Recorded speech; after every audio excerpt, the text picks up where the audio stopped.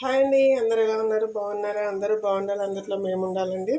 మామిడికాయల season అయితే వచ్చేసింది కదా. నేను ఈరోజు ఉల్లిగడ్డ మామిడికాయ కర్రీ అయితే చూపిస్తున్నాను.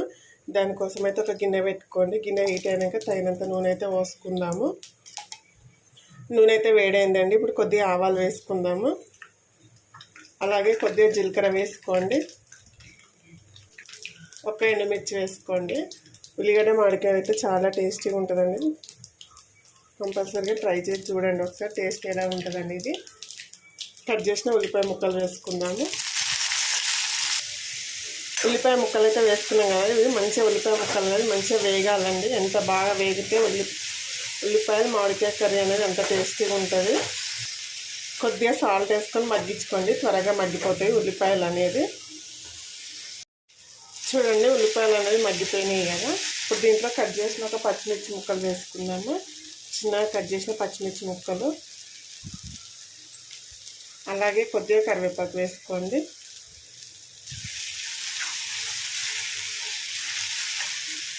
కట్ చేసిన మామిడికాయ ముక్కలు తీసుకుంటున్నాను. మామిడికాయ పులుపుని పట్టుకొని అడ్జస్ట్ చేసుకోండి. పులుపు ఎక్కువ ఉంటే తక్కువ వేసుకోండి.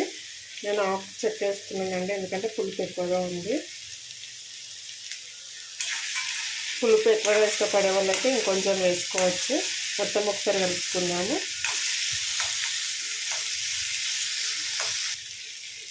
ఒక టీ స్పూన్ అల్లం వెల్లుల్లి పేస్ట్ వేసుకుందాం. ఇప్పుడు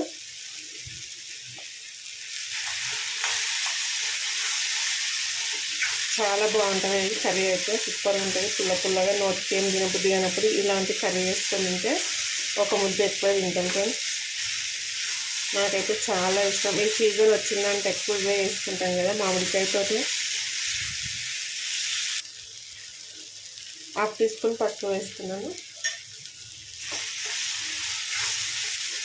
మొత్తం అంతా మంచిగా కలుపుకొని ఒక 5 నిమిషాలు మూత పెట్టుకొని మామిడికాయ అనేది మధ్య వరకు మగ్గించుకోండి. చూసారు కదా, మొత్తం కలుపుకున్నాం కదా. ఒక 5 మినిట్స్ మూత పెట్టుకొని మంచిగా మగ్గించుకున్నాము. చూడండి, మామిడికాయ ముక్కలు అనేది మంచిగా మగ్గిపోయిందండి. ఇప్పుడు తగినంత కారం వేసుకున్నాము.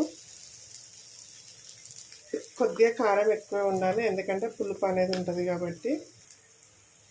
తగినంత సాల్ట్ వేసుకోండి. ఒక హాఫ్ టీ స్పూన్ ధనియాల పొడి వేస్తున్నాను. కొద్దిగా వేయించిన జీలకర్ర పొడి వేసుకోండి, ఫ్లేవర్ అనేది చాలా బాగుంటుంది. ఇది మొత్తం మంచిగా కలుపుకుందాము. ఒక 5 మినిట్స్ మగ్గనిచ్చేద్దాము దీన్ని. ఉప్పు కారం అనేది మంచిగా పడుతుంది ఉల్లిగడ్డలకు మామిడికాయ ముక్కలకు అనేది. కొద్దిగా వాటర్ వేస్తున్నాను లైట్గా.